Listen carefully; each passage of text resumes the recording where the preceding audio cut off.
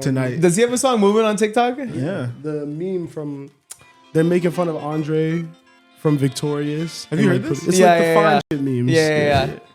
You can also can you pull your cable down? Thank you. You know what I mean? Is Saw Baby finally gonna have a moment? I don't know. He's dropping a project pretty soon, so maybe, who knows? I think he's like a big baby Gucci. Both those babies will never get on. Nah, they'll always be fire, but they'll never get on. Nah, but Saw Baby is interesting because you know how we talked about Uzi, and like I was saying that Uzi's weird because he'll be cold and then randomly get just wanna rock and then not use that moment properly, but like be the biggest thing in the world. Like Saw Baby is like a mini version of that. I feel like he has like weird viral moments that he just never really capitalized on. Yeah. Uzi, like his problem is way bigger than Uzi's problem. Obviously, Uzi's a much bigger artist, but you know, Saw Baby's also just been on the scene since like 2017, like with no moment, no real moment. Yeah, you know. Yeah, interesting. I don't know. I'm hoping he wins. I hope so too. Miles, what do you think about throwing wrenches in the simulation and, you know, frequenting places that you wouldn't normally frequent? I think you should go places that you aren't normal. You know, that's like anti everything that I do. I know. No, but it's fun. It is fun. Like going into random places. You need to throw some randomness into your life often. Randomness is important. I've grown to really believe that being around you guys more. Just like, you know, this shit gets boring if you do the same monotonous thing every single day. Yeah. How are you guys? I'm good. We're good. How are you, bro? I'm tired. I'm very, very tired. Actually, I'm a little self-conscious. Why? I had a crazy interaction like right before I left work. Oh, for real? Yeah. How come I didn't hear about this? We just talked for like 30 minutes. He's so excited at the story. I want to hear. Oh, he was saving it because it was kind of wild. I like to go in the alley and throw this tennis ball at the wall. No, hold up, stop right there. That's the kind of behavior that Spencer engages in that I just don't. I would never fucking do that. What is he talking about? But that's also the exact situation where a weird thing would happen. You know, like in the alleyway. Yeah. I like to. I'm trying to listen to this new Freddie Gibbs album. You know what I mean? In the alleyway, like you normally, like you should. You know, like some real grimy shit. And I like to move. You know what I mean? And I don't feel like just walking. And I always need to keep the hand-eye up. You know, so I'm just working on my throws, working on my hands. But I'm throwing this tennis ball against the wall in the alleyway, and here comes older guy pushing the shopping cart. You know, sleeping bag on his shoulder, bag in his hand. I'm like, all right. I'm gonna pick my tennis ball up, you know, maybe clutch my box cutter, but I'm gonna let him go through. You know what I mean? Clutch my box cutter. That nigga he probably didn't even see you. That nigga was on so many drugs. Oh no, he saw me because he stops and he says something to me. So I take my earbud out. I'm like, what'd you say? He goes, yo, are you hungry? And I'm like, huh? I'm like, no, not really. And he's like, well, I have some food right here, man. Like I ain't even opened these shrimps yet. And I'm like, bro, I'm not hungry. I'm good. I'm just throwing this ball against the wall. And he's like, oh, word. Enjoy your night, bro. He seems like he had like a really good heart. I'm like, do I look homeless? Nah, that's what it sounded like. You know what I mean? He's like this guy more down bad than me. When the homeless guy tries to like give you a plate, like, are you hungry? I'm like, do I need to like touch my beard up? Or maybe you just came across like the nicest person in the world. He just wanted to share his blessings a little bit. You know what I mean? He's like, yo, I came up. Someone else should be able to benefit. I have this whole thing of shrimp. No way I'm going to finish this whole thing. Someone else could eat off this too. Not even opened. You know I can make a friend. Wow. And you deaded the conversation. Yeah, I dubbed him. You asked him how his day was, anything? Where he was coming from? I was kind of, I spoke nicely, but I probably should have engaged a little more. He should have inquired where he got the shrimp. That would have been a good question. That would have been, I'm throwing this ball against the wall, but I'm kind of locked in, honestly. He made me stop and I got a little dizzy because I've been going so hard. So I was like, oh, you know, but I should have engaged. He clearly had a story. I think he was, but you were trying to get out of it though. I was like, I don't want your shrimp and I don't want whatever the follow-up question is. Because I'm assuming there's going to be a follow-up. Probably. You know what I mean? Like, like, can I have this? You know what I mean? I'm like, let's just keep this transaction. Let's keep it pushing. Maybe you just wanted to talk to somebody. I think that's what it was. That's why low-key he wandered down the street and I almost called after him. Hey, I thought you wanted my money, but on second hand, I will eat some shrimp with you. Crack that buster open, you know? Crack that buster open. What up, y'all? Welcome back to the StereoVision Podcast. What's good, guys? Episode 117. Back at y'all, man, after a very long week. Okay, yeah. I haven't seen you guys since what? Monday? Yeah, we wanted you to walk in on a live mic just so we could, keep it super like that. I haven't seen you in a while, man. I haven't seen you in a while. How you doing, bro? I'm good. It was fun. I was out in New York. Hands down, I think at this point, I would say the best place in the world. Okay. To me, for sure. The best place in the world. Best place in the world that I've been. Like in my very limited viewpoint of the world, only been out of the country one time. Easily my favorite place that I've been, but like you I should just say in don't see America. a place. I think why can't it be world? Because you haven't left the continent. Yeah, limited viewpoint. I think he said, but he already said where he's been. Yeah, and I want to be Fair. wrong too. I hope to be wrong. I want to see way more, but I don't know, man. That's a place that gets you motivated, bro. It just feels like everyone out there got a lot of motion every single day. I really, really liked it. It was stressful.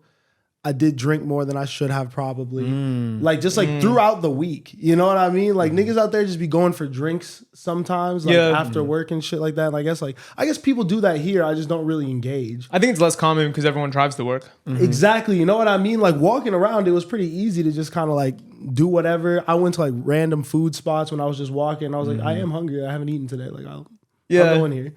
But yeah, it was fun. I loved it. Do you guys not agree though that it's like it's one of the best destinations, at least in the US. It's a top 3. Yeah. Top 3 for sure. No contest. I haven't been enough, but I loved my time there. Bro. But I don't really have a good context of it, honestly. That shit is like, I haven't seen as much, and I feel like I haven't even explored it fully. I feel like I got like a good sense of Manhattan now, which is a really fun place. You know, I saw Harlem first, and now it's like the Lower East Side and stuff like that. I think that's right. But Harlem is mad far from the Lower East Side. Yeah. I'm just saying like all of Manhattan. Oh, okay. Like so top to bottom. Yeah, gotcha. That's where I've been. But yeah, I want to go to Brooklyn more. I want to just be out there. We're gonna be out there. Honestly, we got to do a year. I was gonna have this pitch in private, but we could do it on mic. I fully agree. What? 1 year. But you know who doesn't want to do it is that guy over there. Which is so crazy. Is that guy over there. 1 year? But I think think about it, bro. I know he has other reasons, but this dude loves nature. We were just talking about hiking for like 30 minutes. Like you could go on hikes. He's not gonna. Where the hikes at? I don't know. Go Where ahead. the hikes at? I don't know, but there's definitely people who go on hikes. There probably are. And that's why I'm not going to sit here and say LA's better, because I loved New York and I'm sure there are things I'd love about it. And I'd be open to that. I'd be open to that. I just got some shit going on here that I like, you know? Of course. Of course. I love LA. Yeah. But I think just 1 year. Like it's not like a plan for like ever. You know what I mean? This is not you might get stuck out there. I'm not gonna lie. Oh yeah, I would never come back. I'm convinced at this point, bro. Because I just don't think that there's anywhere else that like whatever you want to do in a day, whatever you want to get into, you can pretty easily out there. No matter what it is. You know, if you want to get like really good food, it's probably walking distance and it's of any culture you want. Of course, here, like I think it's a similar thing. But yeah, just the ease of access, I think, made it different. I would say that is probably true for the things you like to do. And that's why you're so hot on it. But the things I like to do, I'm not sure if I can get that there. Like what? Like swimming in the ocean. Spencer, how many times a year? You just times a year? I love to go to the ocean. How many times a year, though, do you swim in the ocean? Frequently. I need a number. How many times a year? Probably 20. Okay. 20 to 30. Okay, and I believe 15. I believe 15. It's way more than 15. Okay. It's probably more than 20. But like that's just one example. I love to drive my car a far way through lots of windy mountains. So you're getting like as specific as you can possibly get. That's what I did this weekend, bro. I don't know. Because I think the driving out there isn't even bad all the time. And there are places that are a little bit more secluded that are actually nice views too. I don't know. I think like there's obviously certain things you give up. Like I think moving on the subway is ass. Like that's terrible. That was like one of my favorite parts of being out there. I mean, yeah, it's fun when you just have your headphones and like you're traveling light. Yeah. But like when you're going for the day and you're moving by subway multiple times and like say like you got like a backpack with you, so you got to be like cautious, you know, like imagine you go shopping for like some like fly shit. And then you just have to sit on the subway next to some crazy people and just be like head on the swivel even more. Yeah. It's a lot. It's lawless down there. Yeah. But that it's so funny because I talked to you about this and we had another conversation. Language barrier, rhythm of conversation, bro, is beautiful out there. It's so beautiful, bro. It's so beautiful. Everyone just says what they mean, and if they don't want to talk to you, they leave you alone. There's no fucking trying to talk to people you don't know or don't care about. And It's you think just- it's niggas, but just you think vibes, niggas bro. do that out here? I see what you're saying. Yes, bro. I feel like I get engaged by people that I don't want to talk to every day out here on a very consistent basis. In person? In person. Because Who I'm be very walking up to you and talking to you? because I'm Who be talking to you? honestly, I have like at least 3 interactions a day where I'm like, I could have really gone without this. But if I am rude in this moment, this person will think I'm a terrible person. I'm getting over it. But I do feel like that happens pretty often. Yeah. Especially on, at work, especially. But that's what I'm saying. That's Not- I was gonna say. That's just what work is. No. But I was gonna say, not necessarily just walking around anymore, but like in social scenarios, like I think people engage like way too much. I think Going people engage out- too much. That's not crazy. Like if you just limit it to not everyday life, but simply like going out at night. Not just going out at night. Like I think you're like walking around and shit. Not walking around, I didn't feel you, but definitely being outside in social situations, you do feel the difference in just like how people stay to their groups more, I feel like, in New York, but they go out in bigger groups. Yeah. If that makes sense. If you really want to talk to somebody, you gotta really break in. Like you really gotta put some effort in and be on some like bold type time. Like, do you say just like if you're a random person in like the spot and you want to like talk to somebody within a group? Yeah, and you Yeah. might get rejected. Yeah. And it's gonna be rude. And it just looks crazy because there's like mad people looking at you. Like, yeah. And you guys like that vibe? Bro, No. bro, when I talk about the difference between being nice and kind, Yeah. bro, people may not be necessarily nice, but when you get to know them and you're in, bro, that's like that's gang. That's like your people. You know what I'm saying? I don't think you should just I don't think you should just be nice. I think you're everybody, also, bro. but then see, so we had this conversation, right? I think the examples Jose is coming up with right now, and tell me if I'm wrong, Go ahead. is based off like your hometown. No, it's based off New York. Oh, you're talking about we're just so talking about New you're York. so you have a circle of people that you're like in with from New York like that. Yeah. That's like gang. Yeah. That's fire. I didn't know. I didn't know you was in the streets like that. I mean, I think it's more so like You talk I got- about these niggas as your brothers, bro. I think, yeah. No, I got probably like, well, I got real family out there. Exactly. But I probably have like 2 to 3 people where I'm not necessarily like friends with their friends, but when I go to the city, they got me. So like the way that I'm moving around, it's like I have like a group of people. You see what I'm saying? Yeah. You see what I'm saying? You don't feel like you have that here? Well, now I do. I don't know. There's a whole other conversation there that has to be had about what's going on here, but yeah, I don't know. You don't think you have 2 or 3 people, 2 of them sitting in this room with you, that if you come to the city, got you and have a group of people you can move around with? Ooh, we're getting into it, aren't we? Well, because before you answer, I just hope you know you've been moving around with my group since you've been here. That's literally what you do on the weekends is move around with my people, with my group. So if you just want to just cut all that out. But are they gang though? Hey, I'm not gonna speak. Are they really gang? If I speak, I'm in big trouble. Well, Anyways, no, hey, let's get into it. No, we Miles, shouldn't. You got No, my we shouldn't. perspective. Let's No, go. we shouldn't. Bro. Niggas know how I feel. Like what? Like I think it's very clear where I stand on everything. But regardless, I'm talking about the people we hang out with. Yeah. The people that you guys live with. yeah. Well, Oh, that's no, different. that's different. That's different, gang. That's different. I'm talking about like when you move around because like, I don't move around with them. I live with them. So that's different. Those are like my roommates. Those are like my brothers. Those aren't like my like friends, so to speak. My auxiliary people that are in the group when I like go outside. Yeah, I feel like it's like us, Jeff, Caden, Selena, Vic.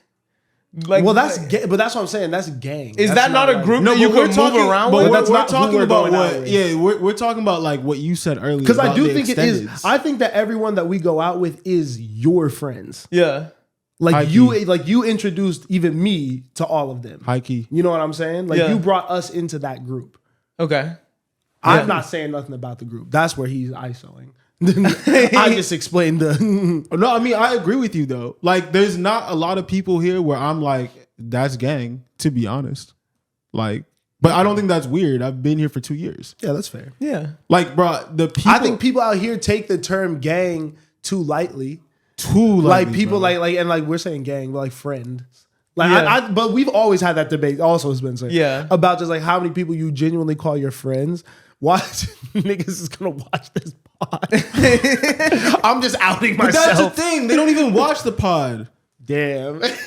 Y'all don't even watch the fucking pod. Y'all won't even hear this part. And that is the thing, because everyone who watches the pod knows they gang. But it's like the people who, it is the people who probably don't watch the pod actually. You know what I mean? Like, Because I text these niggas, bro. If I text you, you're like, you're gang. I don't text many people. I don't even know how to explain it, bro. But to be honest, and again, I'm going to talk about back home because I think it's the best reference point for what I'm talking about. I grew up with. But you people can't back say home. that about your hometown. Wait, hey, let me finish. Okay, Let my me- bad, my I'm bad. saying, like, we're talking about gang, though. We're talking about people that you're like, Yeah. are your best friends. Yeah. I'm saying that obviously the people that are my best friends are from back home. Like, I would literally trust a good amount of those people that I call best friends with my life. Yeah. And I'm not saying anything about y'all specifically, Yeah. but I'm saying here I would definitely hesitate to trust anyone with my fucking life. And that is what I mean. But I think that's fair. You've been here for 2 years, like you said. Yeah, exactly. So I don't know why. I mean, I'm defending my point, but yeah, why am I defending my point? I've been here Yeah, I for think 2 that's a years. very valid point because I think that like I won't speak for everyone, you know what I mean? Like, you know your gang. Like, that's what I'm saying. Like, obviously, like, you know what it is. And like, I think like we would get to that point, honestly, like as we just continue to know each other. Like, I've known this nigga for like how many years? Like 6? I think 6 years. A little bit more than that, but it's all 7? good. I don't, nigga, nigga mad I'm getting the years wrong.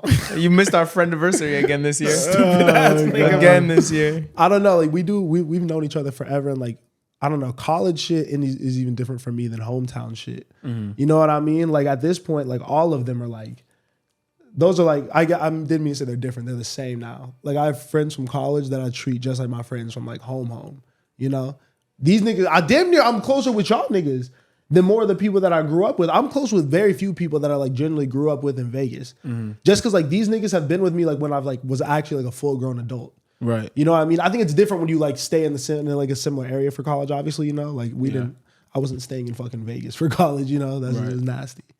I don't know. The last thing I'll say on it is like I agree with you because I feel like when you move, you kind of get to pick the person you actually want to be and become, as opposed to just kind of what you've fallen into your life growing up. So I definitely feel closer to my people here because I've spent the last 6 years, which is someone that I'm more in touch with and I like more than the person I was as I was going through puberty and figuring it out. You know what I mean? I still have my selects from back home that are forever my brothers. You know what I mean? That like, you know, but yeah, I think I agree with you.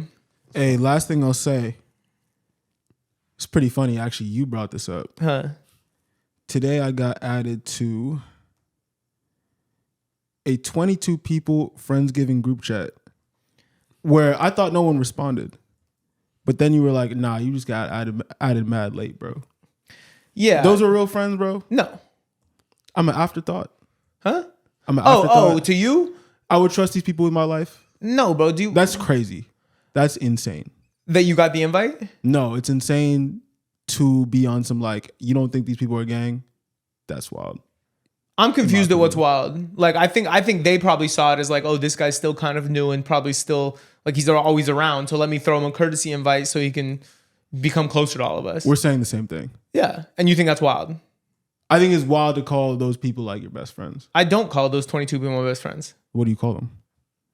A Friendsgiving group chat. Yeah, Oh, so we are saying the same thing. I think everyone Per agrees with usual, in different words. Language Yes. barrier. My book coming soon. you. Not a Let's language get- barrier at all. Let's get topical. Because we started this on some crazy conversation when we should have started it with Young Thug. Okay. Free. Transition. Free Jeff. He's free. No more. Jeff's you know free. what I'm saying? I mean, y'all niggas don't care. Shout out my fantasy football team this year was called Free Jeff. So I had to literally change it over the weekend. Why does it gotta be about you? Now that Young Thug is back home, I'm so excited. Thug's out. It's I'm a so great happy. day. Great day for the whole culture, whole hip hop, all of it. Facts. But is it that great for Thug though? What? Yes. What? Yeah. Is that great? I'd like to read out the terms. Go ahead. Read the real terms. quick that he was let out on via Thugger Daily on Twitter. Sorry, X. Banned from Metro Atlanta. Wait, I'm so excited for Elsay's bad point. Has to do 4 presentations / concerts a year against gang violence. It's kind of like watching like a car crash. Can travel for work to make music. No contact with gang members or co-defendants except for his brother and Gunna. Hilarious. Cannot promote gangs in any way. That's the end. So how is that not good for Thug? Oh no, my brother got a deal for sure.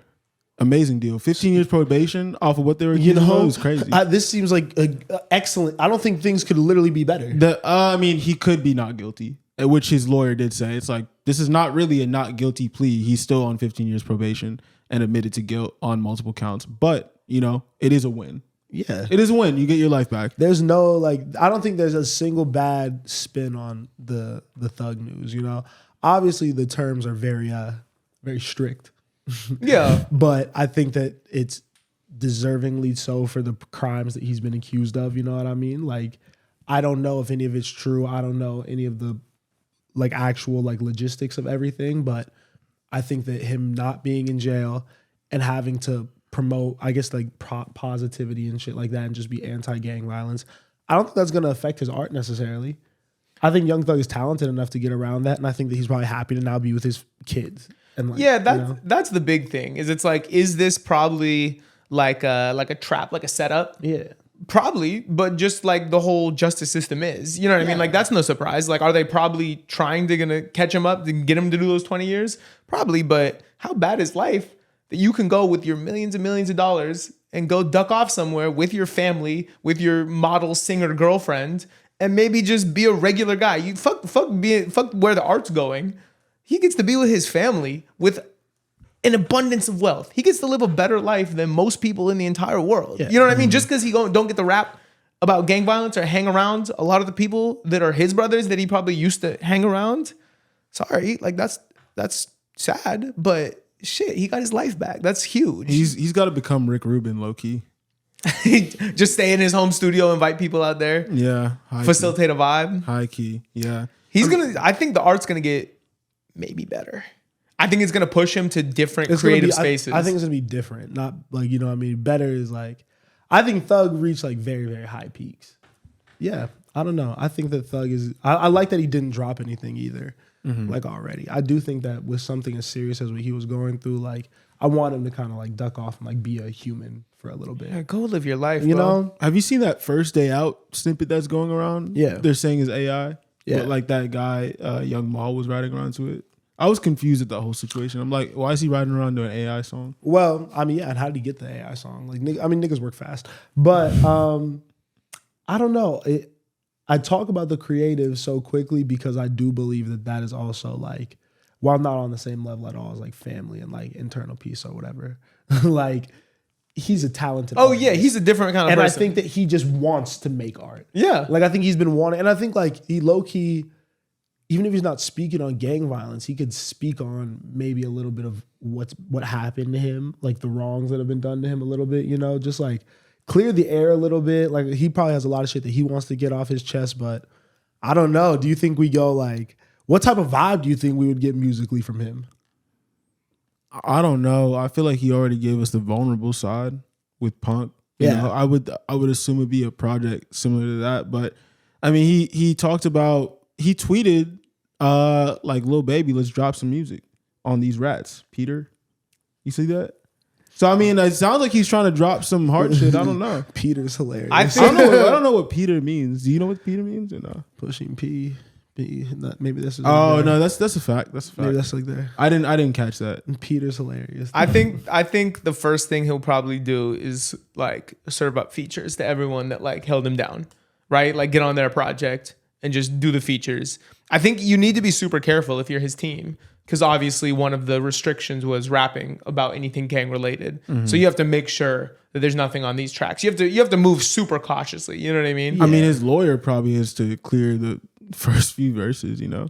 Yeah. And what I would like is like dropping jewels from Punk, like that vibe. If you can give some serious game, you know, in hindsight now, I think you're in a position to make a whole record with songs like that. Or I'm like, yo, just do love songs. Just duck off and give us some crazy love songs. You know what I mean? You could do that. I think that'd be great. Yeah, I want to hear him rap a little bit, but singing Thug, like when he gets in that bag, because I could definitely see that being something. And like just experimenting with like, you know, get like an Afrobeat song or something like that. Like some crazy shit. Or like the because he's on a Heat Stroke on like the Calvin Harris shit. Like the whole Slime and B record with Chris Brown. Some of that type of music for sure. He's gonna do that. But right now I want him to like rap. Like really, really give niggas game. I think that dropping Jules point is spot on. Because that's like one of my favorite Young Thug songs. That's like a top 3 Thug song ever. And I think that while it's not even his most technical, like crazy verse, it's just like he's speaking and he's never felt more like an OG or like someone who really has like seen it all, knows the good and the bad of moving however he moved. And like is kind of just like advising someone like not even to not do it, but like if you're gonna do this, know that this is what comes with it. You know, that shit was excellent from him. And I think like give us 10 records of that. That is some of your best work ever. Yeah. I totally think so. That's why I think this is going to elevate the art. Because I don't want to like talk down at all about like what he was doing before. Because obviously classics on classics, bangers on bangers. But when you're pushed to think in a different way as a creative, and Young Thug's going to have to say, okay, I can't make the kind of music. He almost has to start over again. But with all these new skill sets. I feel you, but like, I give pushback to that just because like I think there will always be something like amazing about that era. So like they'll just be like for different purposes. Because I think that like we're gonna look back at like the whole Young Thug story in like 50 years, and it might really come into fruition like how crazy talented and amazing this dude was as an artist, you know? Yeah. Like when I look at when we went back and did what's the class review we did? Barter 6. Yeah. That wasn't even like I gained a whole new appreciation for that again 2 months ago. You know, I think that shit is just gonna keep getting better. I think he's gonna keep dropping this new fire. Like, I think he's really gonna be. I want him to submit himself as one of the rap goats. I want him to submit himself as like a top 10 rapper. You know, because the genre is so young. I'm excited for our like young people to start getting into like the GOAT conversations because I think eventually they will too. But someone like him is now hopefully going to be able to drop until he's 40s, you know? Yeah. And he's going to have such an interesting perspective because we've heard what 40-year-old Jay-Z sounds like, 40-year-old Kanye sounds like, you know, all these other niggas. Imagine Thug when he's in that stage. Yeah. After all that he's seen and been through after all this shit, you know? And that's why the most important thing is that he does not violate probation. Yeah. With whatever he's doing, that's what I want. That's what I want the most. I want him to stay in a place where he can make new great music and drop an album when he's 40. It just requires a lifestyle change, to be honest. Yeah. Those terms are so strict. Like, I mean, to be honest, like you could slip up on anything. Yes. Lots of banana peels. They want to get him caught up. But I don't really worry about Thug too much unless he tries to go back into the lifestyle. Yeah. But if he doesn't have any interest in getting back in the lifestyle, that nigga's extremely smart. And like no shade like an NBA YoungBoy or someone like that, but say like YoungBoy or like one of the other just young niggas in the game gets this type of probation, I'm like, it feels like kind of like, okay, like this, when is it going to happen? Ticking time bomb. With Thug, I'm like, that's a grown ass man. He was the boss of this shit. He was never like a worker really, like, you know what I mean? Since he's been famous type shit. Like, I think he's just kind of like follow the rules and like, not really trip. Like it doesn't seem like it's a big deal for him because like I think he did everything that he needed to do on both sides of this shit. Yeah. Go get a new house somewhere, ducked off. And I would say don't even tour. Because I could see how that's where something could get dicey. Like moving state to state, moving with weed on him. You know what I mean? That's all it would take is going into the wrong state where you can't have that. You know what I mean? Yeah. And then they're going to get him up. Like, I would just be super cautious because we need him in a place where he can make music. Yeah. I mean, you know, we're good. Let's keep it celebratory. Keep the vibes high. Yeah. You know what I mean? Osei didn't like that I posted Daddy's birthday. as the song. When I said, No, that's a great song. It is. It's an amazing song. It was just funny, like scrolling through Instagram stories and then seeing your Young Thug post be Daddy's birthday, like just seeing those words.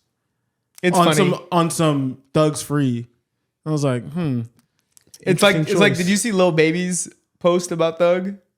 Wasn't it just a picture of him? Of Lil Baby. It was a picture of Lil Baby, and then he was like, "Add Thugger1." Something like he wrote a message on the so bottom. glad right you're corner. free you. I was like, bro. I was like, yo, what? There's like no picture of Thug. It's just present. Baby. it was just a selfie. Wait. So I'm confused. Did you said he tweeted at Lil Baby? Yeah, he said something about Wham. Let's drop some music on these rats, Peter. So I saw that, but what is Wham? I don't like how that's Lil Baby's name. Oh, it is? Yeah. Damn, you're really not with the. No, I'm not. That's interesting to me because of like that's interesting. Wait, I gotta read because I almost felt like he wasn't gonna work with Baby because of how Baby acted with Gunna. He did say that. I'm gonna be honest, bro. I'm gonna start calling y'all Peter. Don't call me Peter. I'm definitely I'm not gonna lie to you. No, it's funny. It's funny.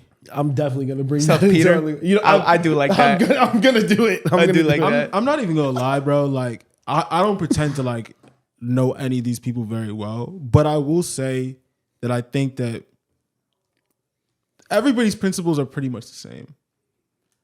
I think that literally what Brian Steele, Thug's lawyer, said is that Thug and Gunna are contractually obligated and like he needs to be able to make music with them. But I don't know if that necessarily means what people think it means. Like, yeah, I think he wants to leave the opportunity and the door open to make music with Gunna at some point. But like, I don't necessarily think it means that Thug is on some like, oh yeah, Gunna's my guy anymore. I think rules have based changed. off what? It's really just speculation. Didn't like no Thug's facts. dad say that like him and Gunna are good? Did Thug say anything? But Thug's father, I feel like, is closer to him, especially in a situation like this, than most people. Mm-hmm. In the plea deal, it specifically says he can make music with Gunna.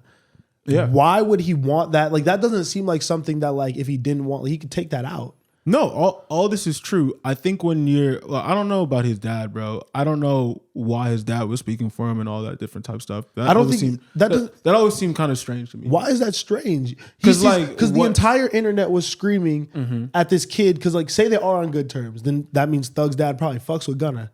So he sees the whole internet hating on someone who's like not even part of the problem, and he speaks out against it. But that was the first time I've seen Thug's dad. Like, I don't even know what their relationship is. That's what I'm saying. Thug's dad has had a million times to try to say some stupid shit to get on the internet or go viral or be a part of the moment.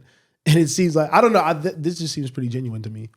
Maybe I'm Also, it's like Gunna held it down. Yeah, like you for know what I mean? the sound and the label. Like the whole time while he was in jail, he kept the sound super hot. Dropped 2 really good projects.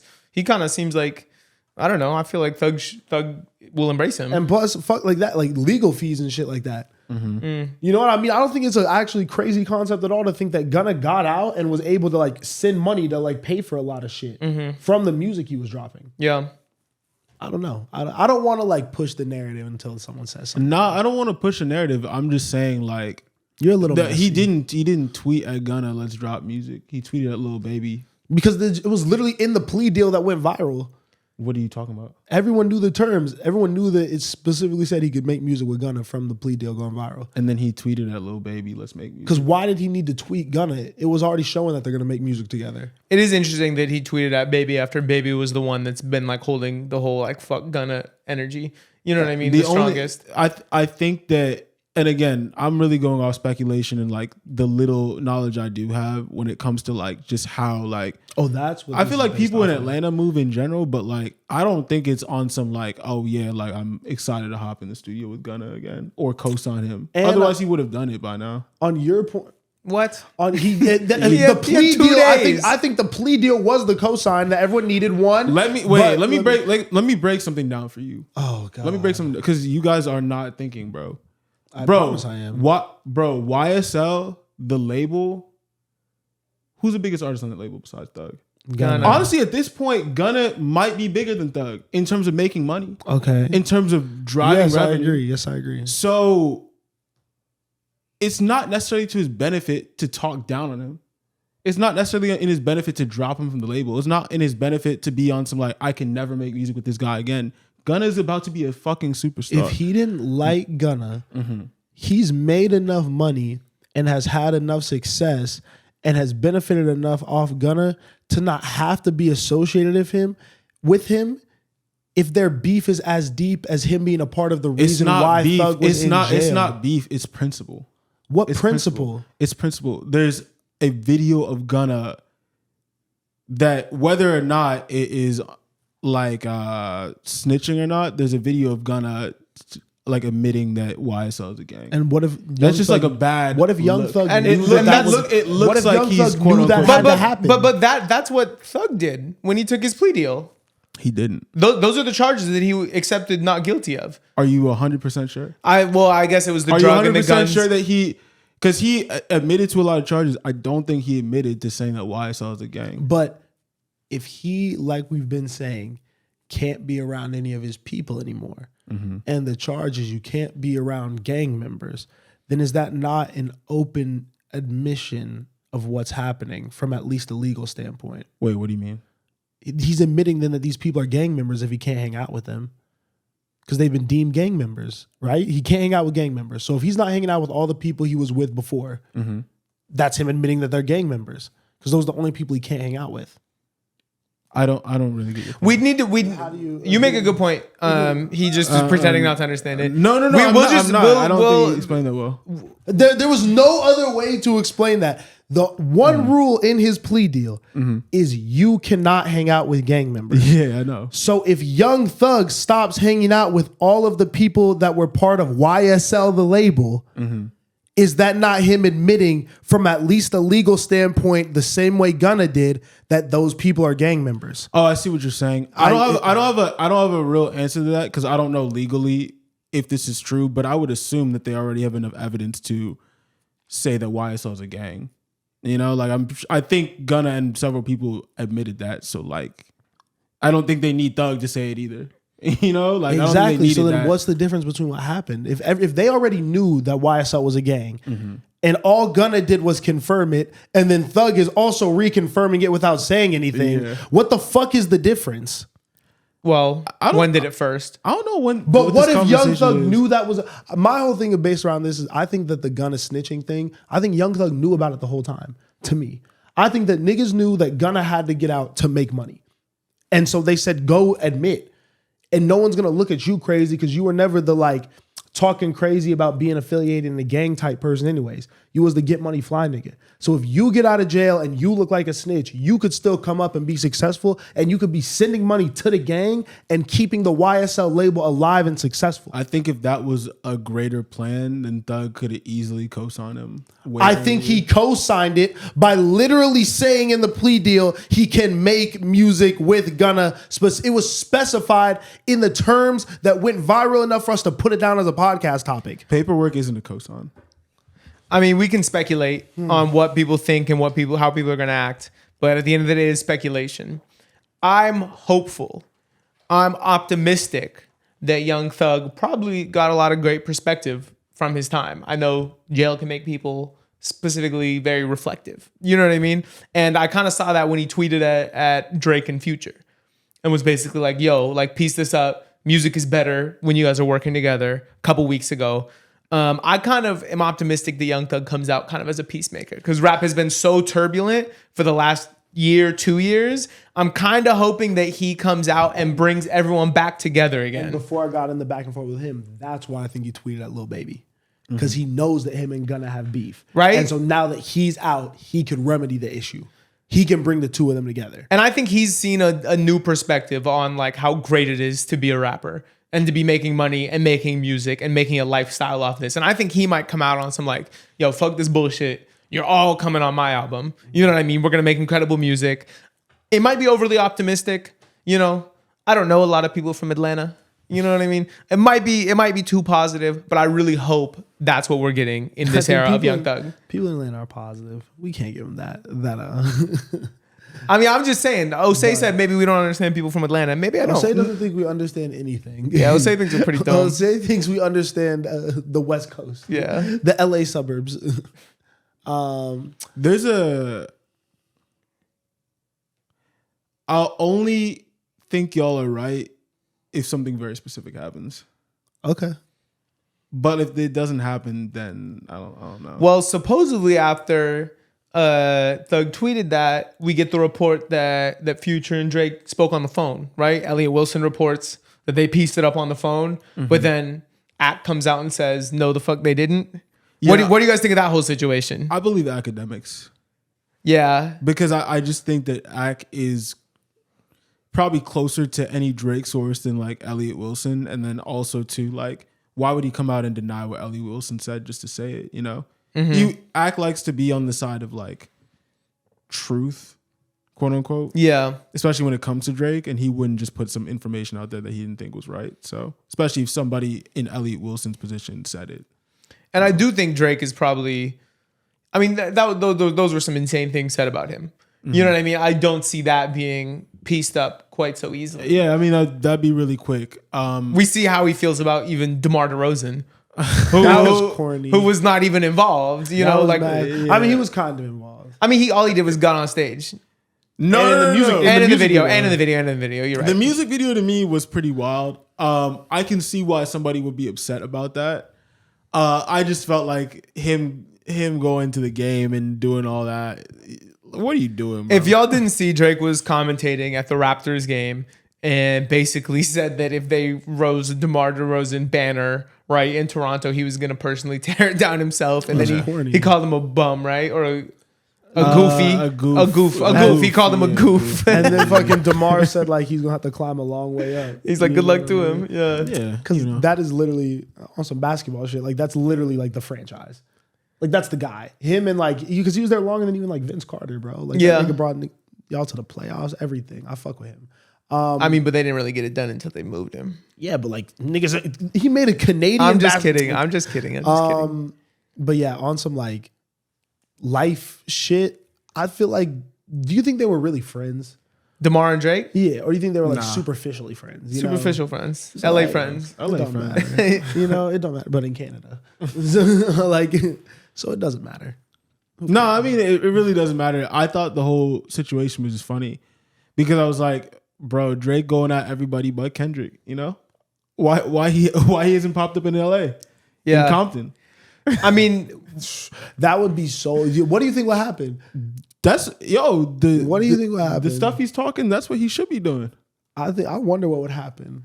I think it would get really dicey just because It would get dicey. It's not about Drake and Kendrick anymore.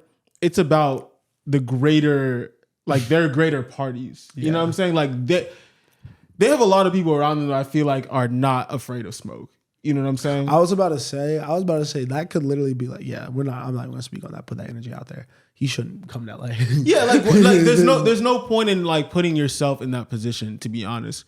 I don't think that they are like violent people. I just do think that they've gassed up everyone around them. Exactly. To the point where, it's auxiliary people. like what? There was like, I think Aiden Ross was streaming and like threatening people in LA. And they were like, we're about to pull up on you, like type shit. You can never come back to LA. And then somebody pieced it up. But it was like on some like, bro, the variants are just they're beefing. The variants.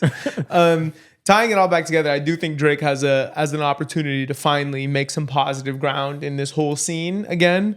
And I think if he's smart, he needs to be on Young Thug's couch when he arrives home. Yeah. You know what I mean? Hey, brother, missed you, brother. Like, let's talk. Let's be best friends. Yeah. Let's make a ton of music together. You know what I mean? Yeah. Because I think they have always been a lot closer than Thug might have been with Kendrick. Mm-hmm. You know what I mean? And I think Drake did hold Thug down the whole time that Thug was in jail. And Thug obviously don't really give a fuck about this beef shit. Telling Future and Drake to link back up. So I think Thug could maybe be Drake's key back into good graces. If it goes accordingly. Then, if he does it, then it's just like an admission of like back to Atlanta. You know? So it's like, does he really win? The Mandem. The Mandem. OVO bro. General Chubbs. Bro. OVO Chubbs. What a crazy We need a name. Chubbs, bro. I think that's Jeff's role. Oh, we do need a Chubbs. I think Jeff bro. is Chubbs. Nah, we need someone like that's about it. But Chubbs is like, I don't want to speak on the mandem, so let me not do that. Chubbs will be at your doorstep, bro. Chubbs will be at my doorstep ASAP. And that's also my doorstep. Let me not speak on Chubbs, bro. Yeah, your name being Chubbs, though, is a little crazy. More Crazy name. Chubbs. OVO Chubbs. Nah, but what's going on in Canada, bro? Who knows? They want us to take them seriously, but they do shit like that.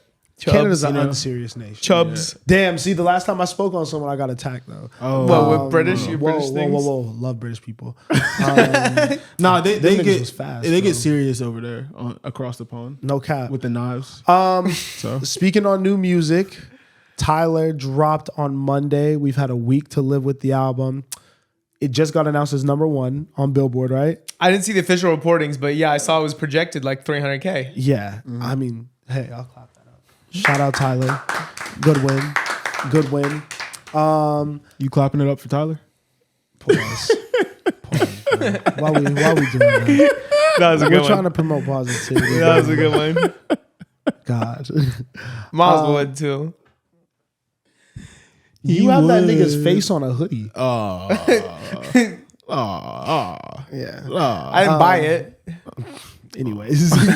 Yeah.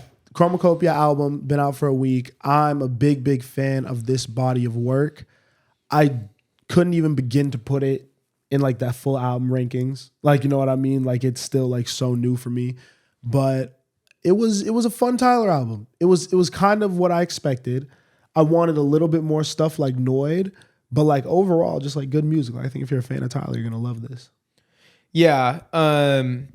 Honestly, the sales numbers are super impressive, and I'm not one to really put a lot of stock into sales. But when you see somebody do it and you know it wasn't a button or a machine, you've seen the slow, steady, organic growth from the start to where he is now. You know what I mean? And like cultivating this fan base that is going to buy vinyl, that is going to sell out Camp Flogna every year. It's pretty insane to see him doing superstar numbers. It's fire to see Tyler with resources.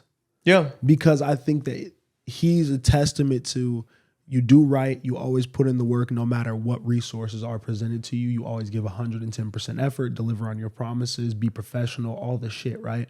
And I think Tyler's done that at every level, and he gets rewarded with more resources and more opportunities and more brand connections and more fans every single time. And now that he has a big ass fan base, all the money is a priority at his label, like he's really doing it, going #1, packing out Dodger Stadium for his festival now. Like the growth throughout the career is just really, really impressive right now. Yeah, it's insane. And speaking just on the music, I will say I think it's an incredible album. I think Tyler is probably the artist I feel like I know the best through all the different creative ventures, through the skits, through the videos on YouTube, through how personal he is with the music. But I feel like I've learned more than I ever did about him on this album. Yes. I think it was his most personal, to be honest. And I think it was easily the most mature I've ever heard him sound. So 2 things on this, because I was like talking to my homie about this. One, I 100% agree. Like I know him the most because like I'm wondering why on the music shit I love Judge Judy so much. Because like even from like a subject standpoint, I'm like, you know, this isn't like something that like I relate to or anything. I just really love this song. And then you see he tweeted out about all the different songs. What do you know? He said Judge Judy was his favorite song because it's just all the elements that are classic Tyler, like kind of put into one song. And I was like, okay, that makes sense why I just love it sonically. Yeah. And then just going into I forgot the other thing that you just said. What was your point? I was talking. Oh, the most mature. Yeah. The most mature. It feels very of the moment. Like this feels like I understand Tyler right now more than ever, where he's currently at. He's not reflective and not talking about things in the past really that happened. It's more so like, these are my thoughts today at 33, right now. Yeah, and I think some of those thoughts are my past is my past, and I might have slipped up, but I'm not gonna hide any of that. You know, like just some small things that I noticed that were cool was just unarchiving the entire Instagram. You know what I mean? Like how most artists in a digital rollout might wipe their shit and create a new thing. Like I've scrolled back and like I feel like he doesn't normally delete all his shit, but there were posts that I have not seen when I scroll back. So I feel like he unarchived everything from his Instagram. You can go back to like 2011. You know what I mean? And I feel like that's very true to the sentiment of the album, you know, and the points that he was getting across on the album. Mm-hmm. That was one of my favorite little things. I loved. I like the character more and more the more I listened to the album, because then I started. I think when on our first reaction we missed "I Killed You" being about hair. Yeah, you know, but then you hear more lines about him talking about pulling out his hair and he's blaming it on the stress. You know what I mean? And "I Killed You" is obviously all about him killing his natural hair to fit in and to do different trends and, you know, to change and not be proud of like his heritage, you know? And so then you see the hair on the Chromakopia character and you're like, oh, okay. So that's a detail that ties in to like the actual sentiment of the album. Because there is like African like hairstyles. Like I saw a tweet about this too. Like yeah, it's very like actually traditionally African. The sample on Noid I think is African or no? Is it Zambian? Okay, like I don't know because Tyler is like Okoma. I think he's Nigerian. Yeah, yeah, which he seems it. But I feel like he kind of unearthed a little bit more of like his like African roots on this, like at least to inspire it. And that's why I wanted him to lean into it more, because I think that this is the last Tyler album we're going to get for a little bit. I think that Tyler has fully fleshed out the sound. Mm-hmm. I think he perfected the sound.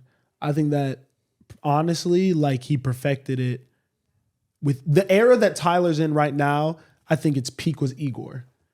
And I think that everything after that has been good, but it's very expected a little bit more musically.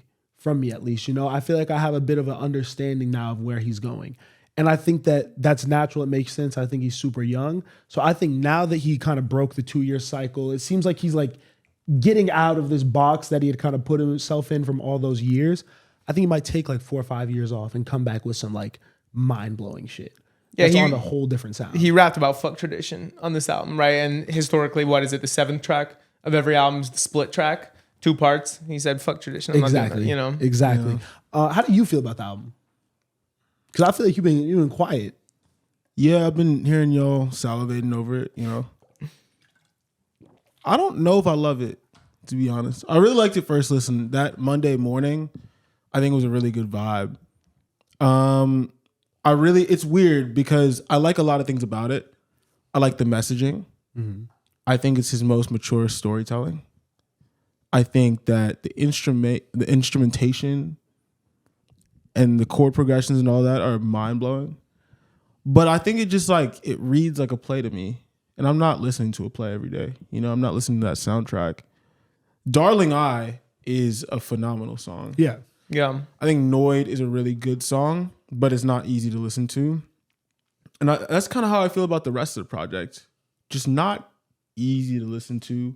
Not even from like the message is so deep, but like sonically, sometimes I just like, I don't even know where I would place it. Like Sticky, which is the most like, I guess like hip hop like song in that project, even though it is a little bit more experimental, I wouldn't listen to that. That's not like a going out song. That's not a driving around song. I don't even know what sticky really means. What does it mean? It's getting sticky. Like Glorilla is the best part of it to me. And Wayne, well, Glorilla, Sexy Red, and Wayne had incredible verses, but I still don't feel like listening to that song. So you don't like Tyler's verse on it? I mean, it's okay. I don't think it's very okay. Do you like Tyler's rapping across the whole project? Like, do you like his voice? I really like it on Darling I. Yeah, besides but that. I don't think across the project I do. But I'm just saying in general. Do I like his voice? Like historically, like have you been a fan of like his, like, you know what I mean? Yeah, but not like Tyler projects. Like I feel like Igor. Igor opened me up. Pause. That was crazy. That was crazy. You let Igor do what? Igor opened you up. Yeah, bro. Whoa. You the one that wanted to clap it up for the man. Whoa. That's yours was worse. yours was crazy. I don't think so. Anyway, Igor opened me up. Flower Boy definitely did. You know what I mean? Just the fact that Igor is like gay Tyler. Is that what that is? Oh nah. Oh nah. Wait. Explain to me. Igor is First of all, Gay Igor Tyler? is like a name is like a male name. Yeah, of course. Igor is the character that Tyler played on that album, and that was the album that he wrote and recorded while he was into a man. We can't It's be like explaining a lot of it's about a man. Isn't that Flower Boy though? Flower Boy is just him saying I'm gay. Igor's like the relationship. Oh man, I didn't even realize that. a boy is a gun? So that's why y'all said that. Man, a boy is a gun. Congratulations, brother. But yeah, no, that I'm gonna have to take what I said back. That's crazy. Earthquake is like one of his best songs though, ever. Yeah. The whole project it- is it's 10, bro. best Just because it's Gay Tyler doesn't mean it's like now bad. I put it up there with Answer. That's a great song too. What was I even talking about? Why the Igor album opening you doesn't up. have why the album doesn't have replay value. Yeah, I don't think it has replay value for me. I relate to a lot of topics. I like what he's saying. I just think sonically I'm not. I agree. I don't think it has much replay value as other projects of his. I don't think there's as many songs that have caught me. Obviously, once again, it's a weekend. So I think other things are gonna grow on me. But like I have like my 4 or 5 that I really love, and like the others I'm gonna listen to when I'm listening to the entire album. Yeah. You know, I'm not just throwing them in like my just daily going about shit. Like that's what I'm saying. Like I'm ready for a new Tyler era. I like the album a lot though. I'm a fan of this music. But don't you think that is just Tyler? Like, don't you think that's all of his projects? No. Or like more you listen to them when you listen to the album? No. I feel like that's how I interact more with it. I play random songs off every album. You know what it is too. It's besides Wolf. Besides like Wolf and before, yeah. Yeah. He's Unk now. You know, he's not as saucy anymore. Like he's not on some like controversial shit. Like these are topics that I would talk to about. I'd talk to y'all about. Yeah, And that's a bad thing? I mean, it's different. I don't think Tyler's ever talked about shit though that you could throw in like your like everyday rotation. Because I think in the other shit, when he wasn't talking about this shit, he was talking about some stuff that I can't really say even on mic. You know what I mean? Tyler be wilding on songs. For sure, yeah. But I think a song like, I think that this whole project, I think she could have been a song on this project in a way, subject matter wise. But I just think that it's a much different sound and vibe than this project. Does that make sense? Well, yeah, but that also has like Frank Ocean on it. Okay, but it's a Tyler song though. So what are you saying? I'm just like, the whole vibe. Like I feel like the vibe that you're talking about is from Frank Ocean. But Tyler has Teaser on this. Yeah. Same vibe, right? No. What? It's the new Frank Ocean. I think, yeah. This is an incredible project. To me, I haven't had an album this year where I get stuck in a loop. Like when I'm listening to music, I couldn't stop playing this album. For the last couple of days, I haven't had an album where I finish it and I instantly restart it. Like over and over again. I've probably run this thing 12, 13 times since it's come out. You know what I mean? And you like plays, so I feel like that would be your bag. Why do I like plays? What do you base that off of? I could see that. You just think I seem like a play guy. I think you like to go to the theater. I've never been to the theater, but I would definitely go. Yeah, I'd go. I like it. I like this album a lot. But I just have my like, I like all I'm not going to not like a Tyler album. Yeah. I think that's where I'm at with it. If I'm being 100% honest. Like this didn't like move the needle for me, but I already thought this nigga was one of the best ever. You know? And I just am ready for the next sound. I want him to really get weird. I want Tyler to get weird. Yeah. Like, but I mean, don't you think this is some of the best rapping he's done? He's great. He's always been a great rapper to me. There's moments. Take Your Mask Off. That's no. Take Your Mask Off. Yeah, that one's great. The one that got me was I thought I was dead. Oh, the last verse of Thought I Was Dead. Oh yeah. At the end, because first of all, we didn't even get that was Schoolboy Q. But after I listened to it the first time, I was like, this is not Tyler rapping. Yeah, I didn't get that either. Schoolboy Q being on that is fire. Yeah. I love that. I love their friendship. I do too. They're like a tier under like him and Rocky. Yeah. But they have a great friendship. Yeah, the rapping wasn't crazy to me just because I already thought he was a good rapper. Like it just Take Your Mask Off, bro. That is one of the craziest songs he's ever put out, to be honest. To me. Just the different perspectives and how open he is about himself. I think that's maybe what it is for me. Huh. I don't know if there's any songs on this project that I'd say are like in his best ever song conversation. And obviously it's a weekend. So Yeah. I have to listen more. But I think that is like kind of a little bit of my thing with this. It's like normally every album you get to one where I'm like, yo, this is insane. I don't even know, like think about the first time you heard What's Your Name? Yeah. On like Call Me If You Get Lost. Yeah. I was like, that blew my mind, honestly, just because I would have never expected Youngboy to be able to float like that. There wasn't really even moments like that on this project. Mm-hmm. Yeah. I don't Agreed. know. But I don't want to make it seem like I don't like the project. I just, high expectations for Tyler. It's still a really good album. Yeah. Favorite song? I like Hope You Find Your Way Home. Okay. The outro. I like Judge Judy a lot. That's probably my favorite song. I like Darling I. Darling I is a great song. Both of those are incredible. So is Tomorrow.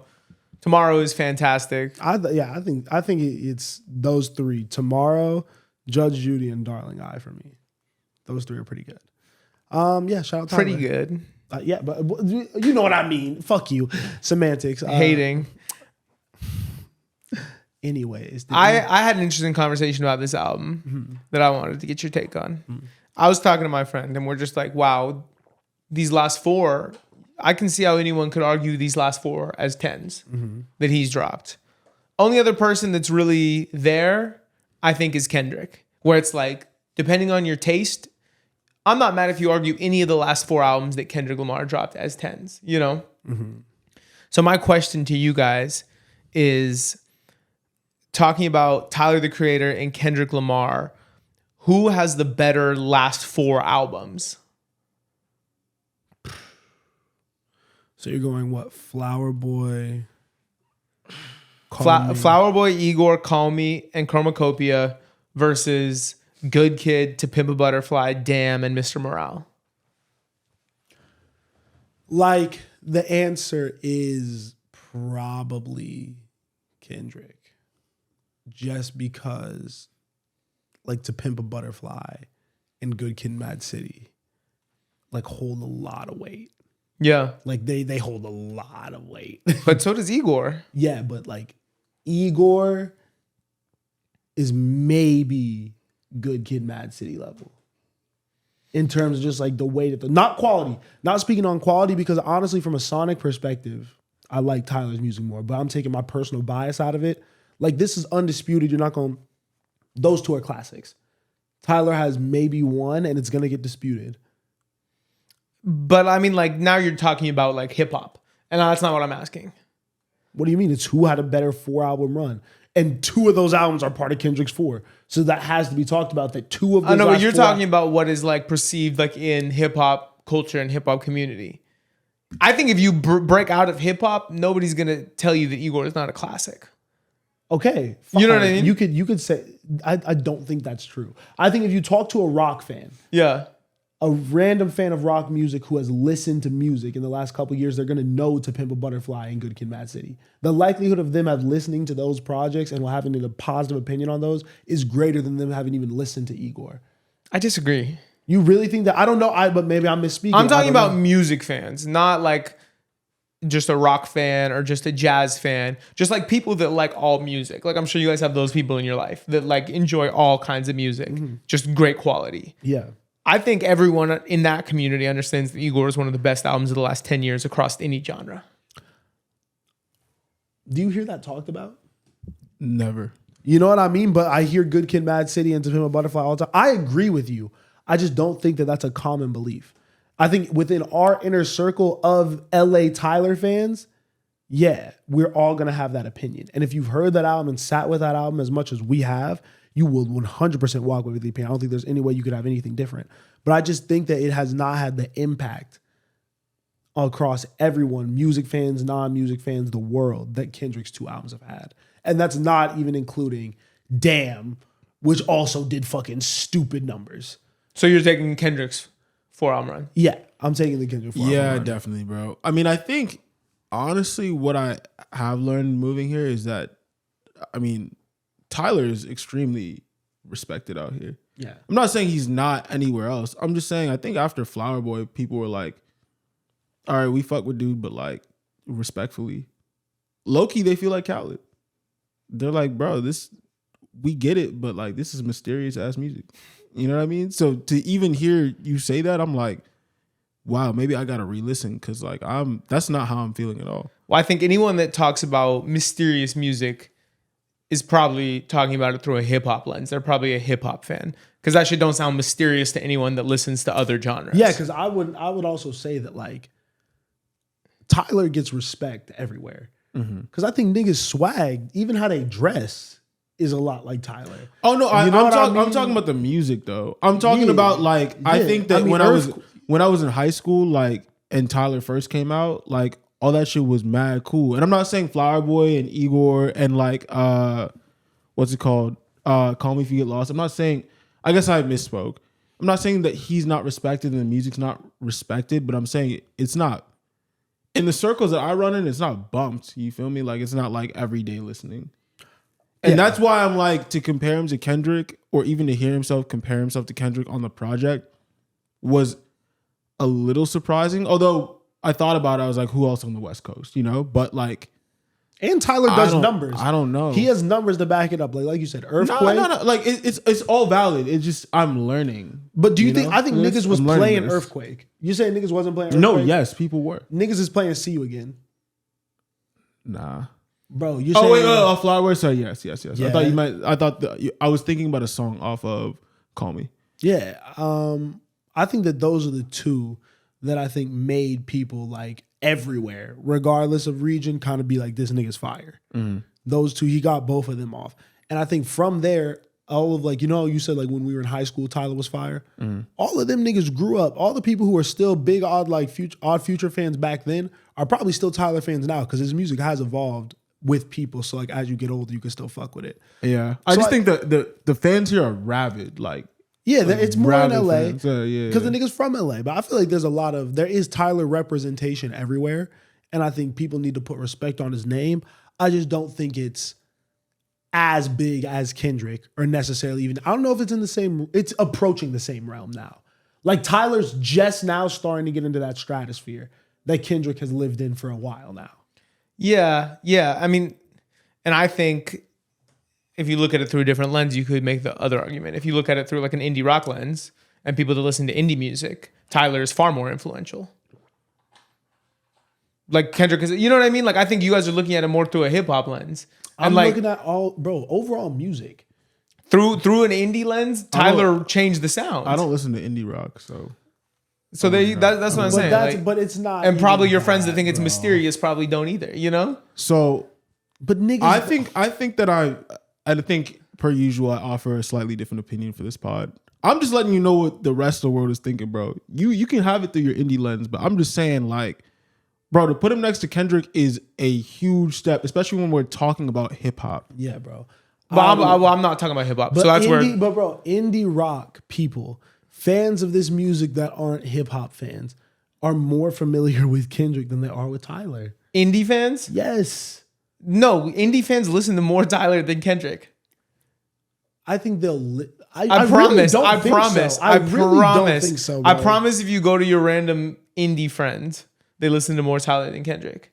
Bro, I think an indie person would love To Pimp a Butterfly. I do too, and I think they do. That's what I'm saying. Yeah. And that's what I'm saying. And your argument was based around Igor. You're not even arguing the other albums. You were focused on Igor specifically. And Flower Boy.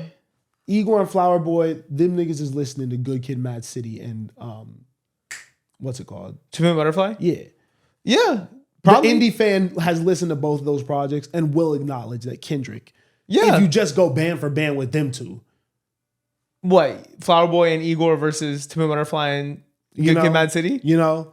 I think I think it's preference. That's why I thought it was a good argument, or not an argument, a good conversation, because it really is preference. I was having this conversation with an indie head. You know what I mean? And so that is the lens we were looking at it with. We're like, okay, whatever you prefer. I'm not mad at you arguing any of these last 8 albums as 10s if this is the kind of music you're into. These are the two people that are doing it to the highest degree in different lanes. Personal 10s. But could you argue them as objective 10s? Yeah, that's what I think makes them great and two of the best artists of our generation. Like, I don't think Mr. Morale is a 10. But if somebody came to me with that argument, I'm hearing it. And you could make some very valid points to why it might be. Facts. You know? But then if someone walked up to you and said Chromakopia was a 10. I think you can make very valid arguments. I think that's early. I don't know. So you're going Chromakopia is a 10, Flower Boy's a 10, Igor's a 10, and Call Me's a 10. I'm not telling you that's what I think. No, but you're saying that you would accept that argument from people. Yeah. I wouldn't accept it for Call Me and Chromakopia. And you'd accept it for all of Kendrick's. I'd accept it for Damn. Yeah, I accept it for all four. Honestly. But I think that all of Tyler's are 8.59 above, and 2 of them are 10s. Yeah, and that's why, to me, it's preference. But I feel you. But I'm a Tyler fan. That's what I'm saying. I listen to more Tyler Creator. Yeah. That's why I don't want to get lost in this argument too. Like, I play more Tyler than I play Kendrick. I don't even play Kendrick like that. Yeah. I'm not out here listening to Kendrick Lamar like that. It's just an objective respect for what he's done across music in general, because he's like, his writing ability. Yeah. He's bigger and he's better. I will give you that. Like, Tyler admitted it on the track. Yeah, type shit. And you know where I stand. I'm probably a slightly bigger Kendrick fan than I am a Tyler fan. But I'm just saying, from an overall music lens, these are the 2 best dudes out. You know what I'm saying? So it's I was more asking you guys about your preference, because I think either of them, you could make either argument. So then, let me try one more thing. A 4-song run or 4-project run. Yeah. And tell me if I need to just shut the fuck up. Days Before Rodeo. What is it? Birds Singing the Trap. Yeah. Astro World. Oh no. How far off is that? That's an impressive 4-album run. That's to me, impressive 4-album run. You know, it's difficult. You could say that. I'm putting that above Tyler, to be honest. You know why it's not? It's one tick down to me. Why? Because of subject matter.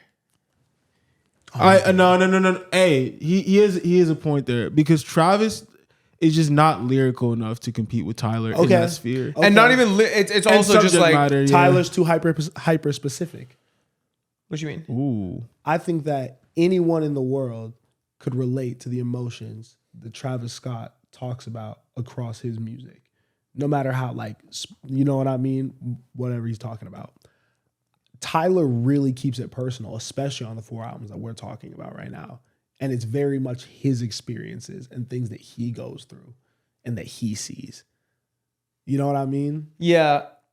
Which is why I was trying to tell y'all, like, and I think you got my point. I don't know if you did as much, but like, I don't, like, this is the first time I'm really, like, I know people that like Tyler the Creator's music. This is the first time I'm seeing such a rabid fan base, because where I'm coming from, people aren't necessarily bumping him like that. There's specific songs for sure, and the old shit for sure. But like, this wasn't like a moment, at least from what when I was talking about boys from back home. This is not a moment for them. It's like, all right, this was cool. Yeah. Yeah. And I think that's it's the same fair. for my friends back home. Like, I think it's just a different, it's a whole different worldview. And I think it's because he does get so specific, you know? I think the Travis argument is very interesting. I wonder if there's anyone else that you could do. I mean, Carti has 3? Yeah. But for me, like, I really like albums. I like albums that say something. Yeah. Like a whole thought. You know what I mean? I don't think Travis's do. I love Travis's albums, but I don't think you can like say what like Birds in the Trap is about and maybe insights that you got about life from that album like you could any project of Kendrick's or Tyler's. To be honest, he had an opportunity to do it with Utopia, didn't do it. Astroworld is probably the closest he's gotten to it, or Days Before. I was gonna say Days Before, and Rodeo. But you see, Rodeo is like a complete thought. No, I get that. I think Days Before, he's just like, I think we talked about this. He's super hungry on there. Yeah, and he's really rapping, and he's on some like, I'm trying to make it type shit. You can hear the man's belly rumbling. Yeah, belly's So yeah, I don't know. I like you bringing up Travis Scott into this conversation. Carti, we don't need it. Like, yes, love Carti, but if we're comparing him to like Kendrick and Tyler, like that doesn't make any sense. If Carti drops one more, he's there. If I Am Music hits like that, then Carti is gonna be in like top 5 ever conversation soon if he keeps at the pace he's at, because he'll go self-titled, Die Lit, whole lot of red, and then if I Am Music is crazy, that's a wild first 4 out the gate. No, I agree. I just don't like comparing him to Kendrick necessarily. Why? I don't think that conversation makes sense. Because remember I said I was talking about the big 3, Drake, J. Cole, Kendrick doesn't exist. I think Carti is a new lane of the big 3. I think that he's his own thing. But then to compare him to the current big 3 doesn't make sense. Bro, I look at it like this. Mm-hmm. When basketball first started, right? When it was in its infancy, people were like, Kareem's the GOAT, Magic Johnson's the GOAT, Larry Bird is the GOAT. All these people with very established careers, hits, championships, accolades. Michael Jordan comes in, and for a very short time, even the first 5 years of his career, he was doing shit that niggas had never seen before, and people were already starting to be like, yo, this is maybe the best player you've ever seen. I think Carti could just be on that type of timing where because hip hop is so young and it's only been around for 50 years. We're just now getting legacy acts. Can we pivot to calling it rap instead? I think hip hop is just not the right. It's semantics. You can call it whatever the fuck you want. Nah, I don't think that's right. I don't think. Are we gonna do this again? Because hip hop is more right than rap. It doesn't, especially if we're matter. talking about Playboi Carti. No, I think no. Especially if we're talking about Playboi Carti. But you know what I'm because talking rap is about. just shit talking. Rhythm and poetry is just shit talking. At the end of the day, who can shit talk the best? You know this. Yes or no? Who cares what you? Yes or no? It's about rap. Yeah. Yeah. So if it's about that, then yes, Carti can be top 5. But if it's about something else, then I don't necessarily get your argument. What do you mean? You just Hip hop is more hip hop, but hip hop is the actually. Wait. I'm gonna walk it back. Because hip hop is about the culture, the clothes, the swag. Exactly, and Carti's doing that. No matter how Carti you has cut all it, of it. Carti's doing it. I don't know why you're Carti's so dreamy. Exactly. This nigga you trying to argue just to argue with me. No, Whatever. bro. You see how I did that though? Yeah. I had a thought. I respect that. No, I had the thought, and then you were right though, and I was like, all right, no, I agree with that. And I actually, appreciate that. there we go. I got teed up for a second. That's all good. I need to do that. I miss being on the mics. You know what I'm saying? I love and respect you, man. I don't think you can. Even though I called you a bitch earlier. That was crazy. You know why? Because you called me a bitch in a conversation where I was pouring my heart out to you. But I didn't. And you were like, "You're being a bitch right now." I'm like, No. When did he what do the that? fuck? No. But you misconstrued My own roommate. But you misconstrued the way that I used it, and I'm gonna explain off camera. There's not many positive ways to use that word. I'm gonna say it off camera. No, you can say it on camera. I'm not. The Gonna mics say are it on camera. The mics The are mics on, are hot. cameras I'm on. not saying They're it hot. on They're camera. heated up. Hot soup. What else are we talking about? Is there new music? I mean, yeah. Just one last time. Big ups to Tyler. 300K, insane. I think he dropped what is to me easily one of the most impressive projects of the year. Other new music that came out. Okay. I know no one else cares, so I'll just speak on it for 2 seconds. Heart of a Woman, Summer Walker. Yo, Tyler actually is making history, bro. You see how niggas Right back to Tyler. You see how niggas literally He's said making- fuck bro. Summer Walker. I like that Summer Walker song. Bro, is Tyler the first gay rapper? He's not gay. So the first bi rapper? I don't. I'm sorry. Summer Wait, Walker- maybe. The Summer Walker song. Yeah. Heart of a Woman. It's a great song. I'm so excited for her project. I think that was a beautiful way for her to kind of get into this new era. Feels like a throwback song, but the pacing of it was good. It wasn't too slow. It's not like a traditional ballad. Is it a ballad? What does a ballad mean? I think a ballad is slower and Right? about love. And Well, more I don't know if it dramatic. needs to be about love. Yeah, I don't know the definition. Yeah. Great song. But something that I do know you guys reacted to because I wasn't here was El Cousteau and Earl Sweatshirt. Oh yeah, Earl's rebrand. People are saying rebrand. It's not really a rebrand. I was gonna say that's so annoying, but people don't listen to Earl Sweatshirt, so it doesn't matter. Yeah. That sounded like hate, but that's more so a real fan perspective. If you know what this nigga does, this is not new for him. Yeah. Earl can rap over any beat, any style. It's what this nigga chooses to do whenever he Right. wants to, and he's been fucking with the niggas like this, bro. If you saw everyone in the video, El Cousteau obviously, but Nyonte, I played some of that Messiah guy, put him on there. Mavi runs with them. It's all DMV New York rappers, and Mike and Earl are kind of their OGs. But it's funny because Earl is actually more OG status, but Mike is just like a young old nigga. Yeah. And they kind of just like, they all run together, and these Sideshow too. Sideshow is really, really tough. Navy Blue be with them also. But yeah, this whole collective is really dope. It's cool that they caught a moment. I love how Earl has quotables. Earl sweatshirt quotables are hilarious, bro. For sure. Bro, Free Gaza, we on the corner like Israelites. That was crazy. But then the one that I was watching the reaction, and you got excited about, I'm not okay, but I'm going to be all right. No, that was me. Oh, that was you? Yeah. This nigga sat there like, that was one of the greatest bars I've ever heard. Bro, it's so real. I'm not okay, but I'm gonna be all right. It's like, that could be an Instagram caption, like a sad, moody Instagram caption. Definitely. I feel like it's probably played out now though. But he had so many. What did he say? Like 8 ball in the corner pocket, had to put some spin on the whites. That was crazy. Yeah. That was crazy. I love seeing rolling 5 or 4, 5, 6. They would have thought I loaded the shit out the dice. I was happy that his girl was next to him going bar for bar. Yeah. That shit was hard, bro. It's the girl from Rap Shit. Oh, Yeah. I didn't know that.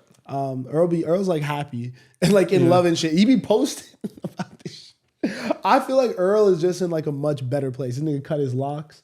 It seems like he's like getting healthy. This nigga be posting about like going to the gym a lot now and shit like that. Like it seems like he's really trying to better his life and like enter a new era too, musically maybe a little bit. I don't know. I'm excited. That also made me go back and listen to all of El Custo's work because I wasn't familiar, and he's got some heat. You know who put me on? Who, Jack? Yeah. Loves this nigga's music, bro. Yeah. I mean, he's great, bro. I mean, another one. The DMV, he's from the DMV too. He is, yeah. Y'all can't really miss right now. Y'all on a little bit of a run. That nigga's tough though. Something else we reacted to but didn't put the video out was Lil Uzi Vert, Eternal Atake 2. Did you get a chance to listen? I haven't heard it. Then we can talk about it because I do think we should touch on it because we didn't put that video out. Yeah. You listened to the whole album? Yeah. Wow. On stream, and we decided not to edit it. Yeah, because I just felt like or I would say my personal reaction was extremely negative and extremely critical. And I think just in those reaction videos, you kind of learned it's like, why put out that negativity? You know what I mean? But realistically for me, through a critical lens, like this is like one of Uzi's worst projects. It's really not innovative. He kind of goes back to a throwback sound, which I thought I was going to appreciate, but really it just sounds like old throwaways. Almost. It's got a few songs that I like, but they sound nothing like the rest of the project. Okay. I would say Chill Bay is probably the standout. I feel like you probably heard it. No? It's more like a Drake reference track than anything else. The first 60 to 70% of the album is some of the worst Lil Uzi Vert music I've ever heard. I think some of the laziest.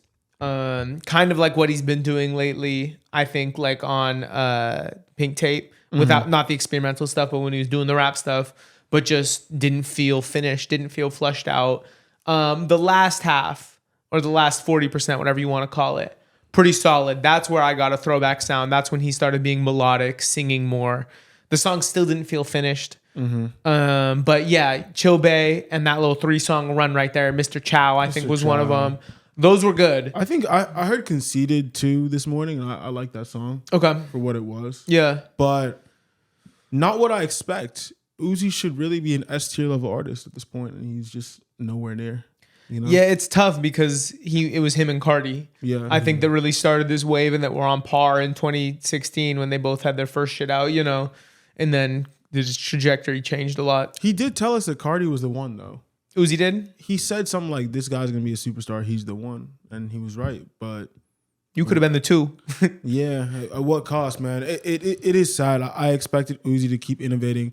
And it's weird because I do feel like he catches waves, right? Like he hasn't been super consistent in the second half of his career, but he'll always catch a moment where you think, oh, like, nah, Uzi's back. Like he's about to drop some heat.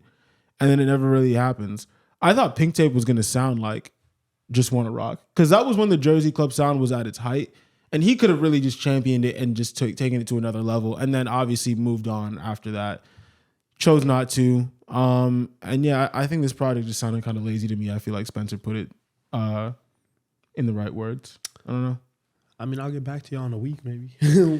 You don't need to spin it. Don't waste your time. I'm sorry. Go ahead if you want. As a music critic, he should. Yeah. Would you consider yourself a music critic? I don't know if I'm a critic. A hip hop critic. I don't think I'm a music critic. A hip hop fanatic. I think I am a hip hop fanatic. There we go. Okay, well, as a hip hop fanatic, I know you've been moving around a lot since this last batch of music, so I won't hold it against you if you haven't. But have you heard the new Freddie Gibbs album? I heard the first 4 songs. Okay, so that is what you need to invest your time in before going and running the Uzi. Okay. Because I had thoughts. The first song is my least favorite song on the album. Okay, right? I started that? the album like 3 times and didn't get past the first track because I would turn it off. I'm like, I'm not in the mood for this. The first track's the worst song. The second song is kind of wavy though. The whole it doesn't pick up until probably right past where you got to. I mean, after the first song, it's all really good, but it gets great on the second half and throughout. Really? Okay. Yeah, I love it. And just conceptually, one of my favorite Freddie Gibbs projects is You Only Live Twice. Yeah.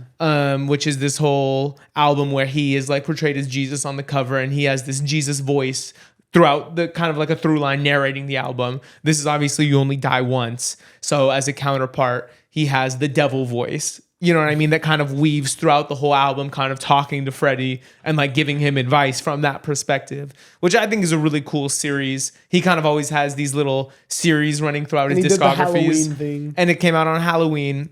Man, yeah, I just got to it today finally, but I played it a couple of times and it's one of my favorite releases this year. Do you know what producers he was a lot. Pop. Do you know Pop? No. He did like some J-Rock stuff, but mostly works with Freddie. It's a lot of him. Lambos did a lot of stuff on it. Really? Yeah. And besides that, it was just a mixed bag. No Madlib, no Al, no names that I knew. Yeah. Because I've just noticed, like, I do like when the production is more focused with Freddie. Yeah. I think that you can never question, like, the rapping. Yeah. He's always going to do that well. And you know probably for the most part what he's going to talk about. He gets personal surprisingly here and there when he wants to, but it's going to be him that's kind of like popping his shit most of the time.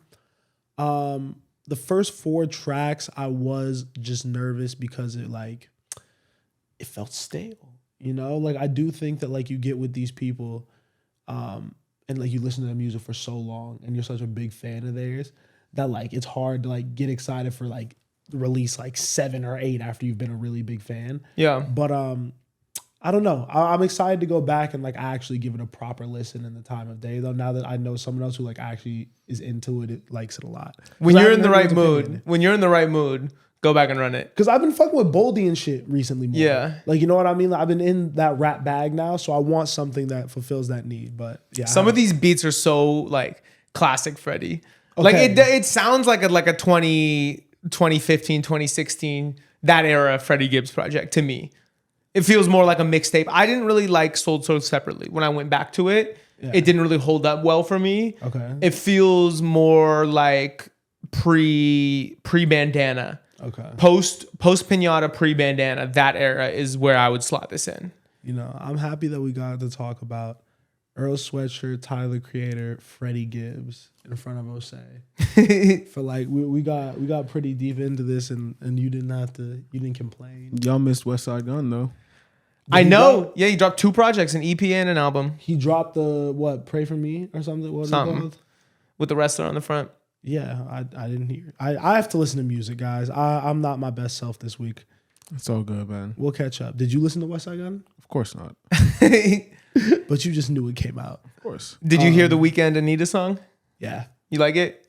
I didn't really like it. I didn't see the video, but like it was a lot going on. Spencer was scared of the video. The video was terrible and terrifying.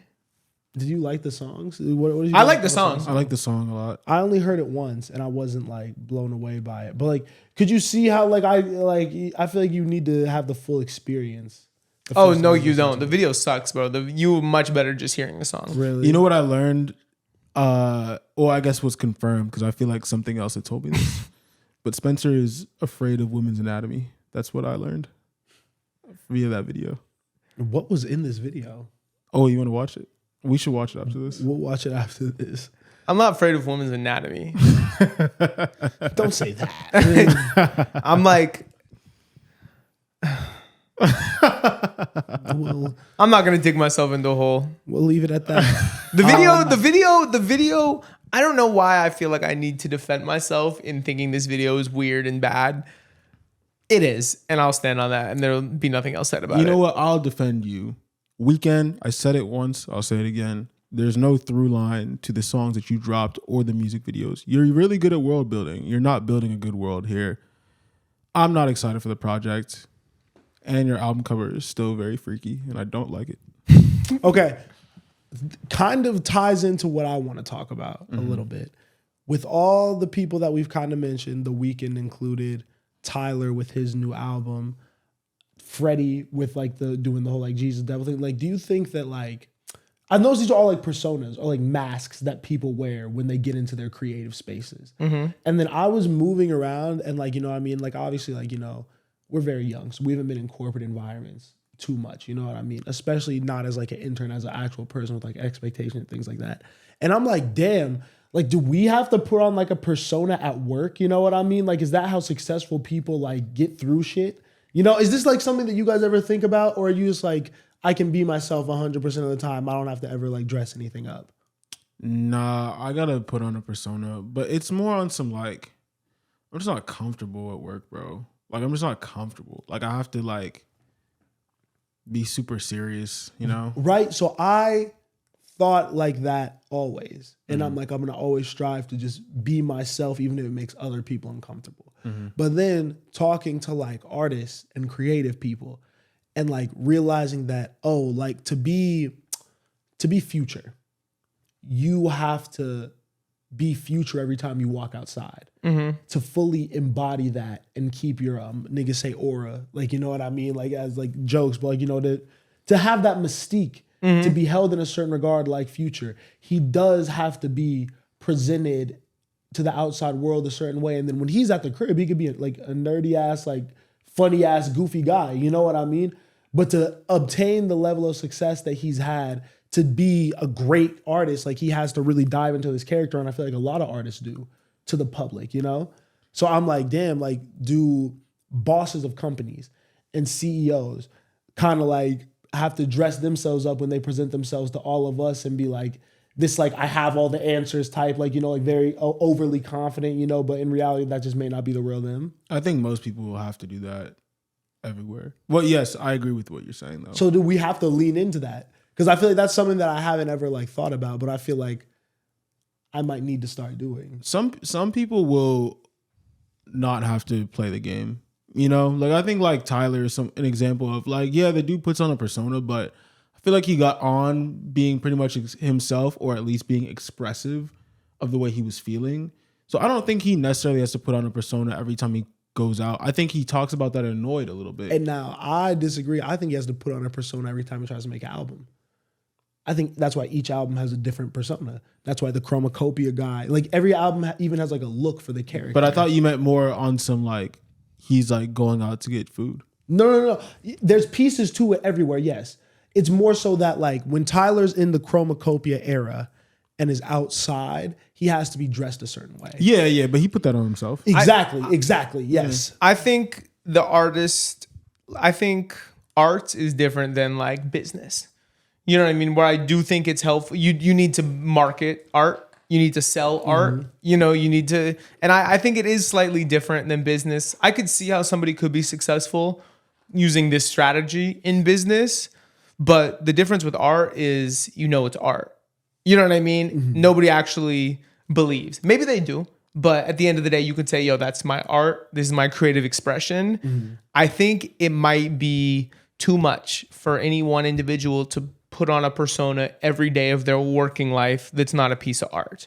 Where maybe you could do it and maybe it would yield results, but I think it'll be so detrimental to you yourself that I don't see it being worth it. You know, that's why I'm like, I don't know. I do feel like certain people have done that, and it is to the detriment of like their life. I feel like you get lost in your work. Yeah. That becomes more important, just as important as your regular day-to-day life. But I do think people have done it to achieve monetary success. Yeah. You know, not life success. It's just very interesting. I feel like everyone has to like, I feel like you have to make a decision at some point, like how hard you really want to go for this. And I don't think I've ever really appreciated like that difficult aspect of being a creative. and always in the public eye and even being famous. You know what I mean? Like Playboi Carti even. Like Playboi Carti has to maintain a certain image all the time and uphold a certain character and control. Because the most important thing for Carti is controlling the narrative. So you have to almost like, it almost forces you to be a recluse and be so selective when you come outside and get seen like that because, God forbid, you make a misstep and now you're corny. Now niggas is laughing at you. Now nothing sounds the same. The shows don't look the same. And everything that you've been spending all these years building up is gone. I feel like that's like probably like insane pressure to be thinking about every single day. Definitely. No, I agree with everything you're saying, Miles. Like, I do think you have to put on a little bit of a persona. But you can choose not to. You could choose to not play the game and see how it goes. I don't know. You can always take your mask off as well. You know, you don't have to do it all the time. That's what I'm saying. I might do it a little bit. I want to lean in. I feel like we got to like lean in. I mean, I think when they tell you, I don't know if we're talking about the same thing, but I think even when there's a way to conduct yourself with other people. Yeah. Like, I think even when people are teaching you table manners or how to network or different things, like you do have to like put on a little bit of a performance, you know? There's different steps and code to the conduct that you have to follow. Like, I think, you know, it's funny. I'm going back to my language barrier thing. Like, I think when you're meeting someone new, there's certain things that you're not just going to say. Yeah. You know what I mean? Like, of course. And there's certain questions you're going to ask in order to like peel back the layers until you find common ground. Like, there's certain like niceties. There's certain like, I don't know. I'm not being specific now, but I think you guys know what I'm talking about. You gotta be like fake respectful when you first meet somebody. Exactly. And like I think that respectful wasn't the right word because I think you always need to be respectful. I think fake interest. Yeah, nice. Like interested in what they're saying. You know, like I'm giving this person a chance. Like you have my attention. Typically, I would not give a fuck about what a random person is saying to me right now.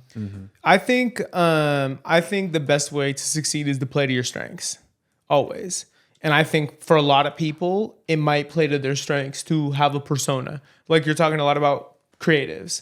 If your strength is creating this product, it definitely would help for you to have a persona that matches the product. If your strength is doing business, you know what I mean? It would help to have that persona of like a stern business person. You know what I mean? A respected, powerful business person. You know, I think you play to your strengths. Yeah. Me, I think like my personal strength has always been communicating and connecting with people. So I don't think it would be in my benefit to ever try to do that because I don't think it would work for what is valuable, is why I'm valuable. I think that I've been explaining it wrong the whole time. Like we don't have to like stay on this. I just think this is interesting. Here's exactly like what I mean. It's like when I'm sure you both have like seen me, you especially since like freshman year of college to now, right? Yeah. I know the lifestyle that I want and what I want to embody and how I want to move and like this kind of like larger than life thing. And I play a character when I buy nice things. Cause I feel like, oh, like even though I can't necessarily afford this right now, or it's like not probably the smartest, most like financially literate thing to do, I'm leaning into the persona of a nigga that got it, bro. You know what I mean? Like, I want to post on my story, obviously. Like, you know what I mean? Like the fucking Laker game, close. But like, I bought those tickets when I probably shouldn't have bought those tickets. But I got them and like wanted to sit there because it's like, no, like I live this life. You know what I mean? Even when it's not all the way like realistic right now. You feel what I'm saying? Like, I feel like that's what I mean. Like, do you have to lean all the way into that? Even if it is at sometimes like a big risk to do that. Wow. Because you don't want to lose yourself. Yeah. Because then if you lean in all the way, then you start just being in the constant pursuit of nice things, out of that. But like, I feel like there's a fine line you have to walk with that shit, you know? This is a much deeper conversation than I thought, to be honest. I think you're going to go there. I think everything needs to line up with your brand that you're building and the persona you're building. If that's what you're building, larger than life, rich, fashion, luxury, yeah, you got to do it. You know, you have to start building that now. You know what I mean? And like, yeah, you have to reach for things that you might not already have. Because I think it is building that perception of you when people see you. You know what I mean? Is it worth the risk? Is it like, you know, because you could end up ass out looking dumb, like just like spending too much money and like really fucking up. And like if the flashiness over exceeds the actual work to get shit done, you know what I mean? And you just get lost in that part of it. Like, what are you even doing it for? You know, it's just like, I don't know. I would say, yeah, because you're picking a a persona that is inherently risky. Exactly. So you have to. You're never gonna get that without massive risk. And I say that because like I wasn't even thinking about it from a personal perspective. I'm seeing it with artists, and I see it when like I'm looking at artists and when I'm like even like scouting and shit like that. Like there will be people that aren't believable as artists. It's like you're just a regular person. Yeah. And it comes through. You may be extremely talented even, but you're not gonna be The Weeknd one day. Because you don't live in that character. You're not gonna be Drake. You're not gonna be Kendrick. So few people actually really lean into the character. Kendrick Lamar is a character when he like comes out and like makes music, you know? Yeah. No, there's very few people that can actually make you believe that character. It's a really a skill. And like I think like everyone that attempts to be a creative has to deal with that. But like I'm thinking about us even. Because I think we're creatives, you know? I think that's what it comes from too, because I do agree in business it is a little bit different, but I guess we are creatives. Yeah. And that's probably why I've just been thinking about it more, just like, what does that mean? Because even my business is inherently creative, but yeah, something to think about. I don't know. It's a good thought. I don't know. I mean, I think I've struggled with identity in a way here, just because I feel like my identity does feel like it's been one of the first few times I've had to question who I am in a while, you know? But I wouldn't necessarily say that I struggle with putting on whatever character you're talking about. Yeah. Like, I don't know. I think I'm like naturally like flashy to an extent and like naturally a little audacious to an extent. So like leaning into that doesn't really hurt me because I'm like, but this is what I would do anyway. I don't. So like, if I'm gonna do it up a little bit, like sure, like whatever. I think you lean into it the perfect amount because I think that like I think I like just like walk a line, and I think I'm just learning. I think I am like I think all of this is just self discovery and like who do you want to be as a person. And I think like we're at the end of the day like we're fucking like I mean y'all niggas is old as fuck. I'm only 24, but I think once my frontal lobe develops, see I can't even talk. Yeah. Once that happens, maybe I'll have a better sense of self and shit like that. But I don't know. It's just I did think about that the other day, bro. I'm gonna be 28 in March. It's a big number. That's really pushing 30 to be honest. Like y'all joke about 30, but like that's on the line. I thought you already were 28. 27 years old. Nice. So 28 in March, like I said. Yeah. Sometimes people don't listen on this podcast. It's okay. Their frontal lobe isn't developed like mine. Mine is actually. I'm the only one with that one. Yeah. But I feel like it seems like my frontal lobe's mad developed. I feel like y'all just see me be stupid. But I feel like to the outside world, they definitely think like, I feel like I get. What's 5 plus 6 plus 7 plus 8 plus 9? Don't remember all the numbers. 52. Well, you thought all of them. That's not right. That's not right. That's you not didn't right. even think about it. Your frontal lobe is developed. Yeah, You didn't even try. Unk pod, What did that do for me? Unk pod. Yeah, I think that's everything. Is there any other last words? Last thoughts on putting on a mask? Take your mask off. Take your mask off. Listen to Chromakopia. No, there was nothing else. It was a really good pod. Hated that. I'm happy to be back, guys. Wait. I don't think we're done. Oh, I just thought you meant we're done with that topic. What else are we trying to get into? We talked about Drake. Do we want to talk about Lil Durk? I don't think there's a lot to say. We're not talking about Lil Durk, bro. Because y'all, why are we talking about Lil Durk now, bro? Y'all are not Lil Durk fans. Y'all just like. Are you a Lil Durk fan, nigga? Y'all just like. Are you a Lil Durk fan, bro? Are you a Lil Durk? No. Niggas don't like nothing, bro. It depends on the point of the message. Excuse me. Because you coming in here with negativity. Excuse me. You're bringing. Negativity, excuse me. I was talking. I'm not going for it, bro. I just don't like how we're bringing up Lil Durk when he's in trouble. Free Durk. That's all I have to say. There you go. What if we offer positivity? That was just very presumptuous of you. I think it's bigger than Lil Durk Rico. Is that not what it is? What is happening? Where we do pod topics and we write a real short. You know what we should do? We should talk about the work that Durk has done in the community. That's what I'm saying. What if niggas said that though? We've never talked about it. I'm saying what if we brought it up right now? We only talked about it when he got arrested. Yeah. And if we talk about the positive things that he does, nigga, shedding light on a situation that he shouldn't be in, you're not gonna get this off. You don't even like Lil Durk. Go ahead and talk about Lil Durk, man. You don't even like Lil Durk. And I know you don't like Lil Durk. You don't even like Lil Durk. You hate him.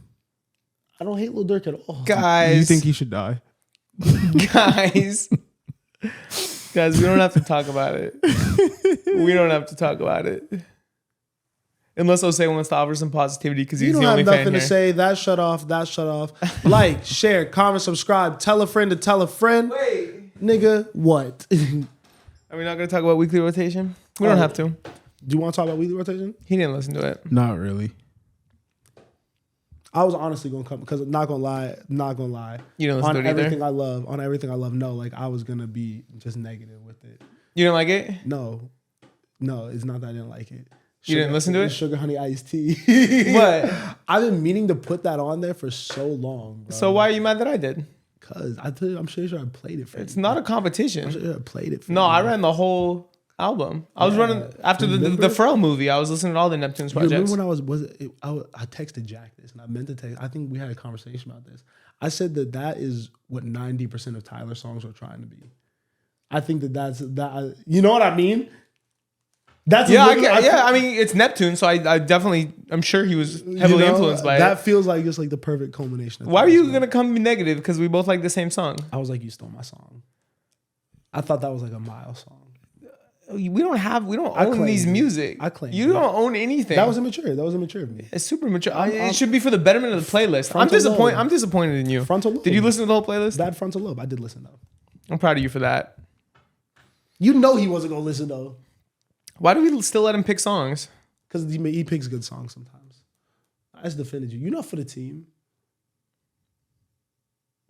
It's about you. You should have outroed. You know what I'm looking at? I should have let you outro. I know.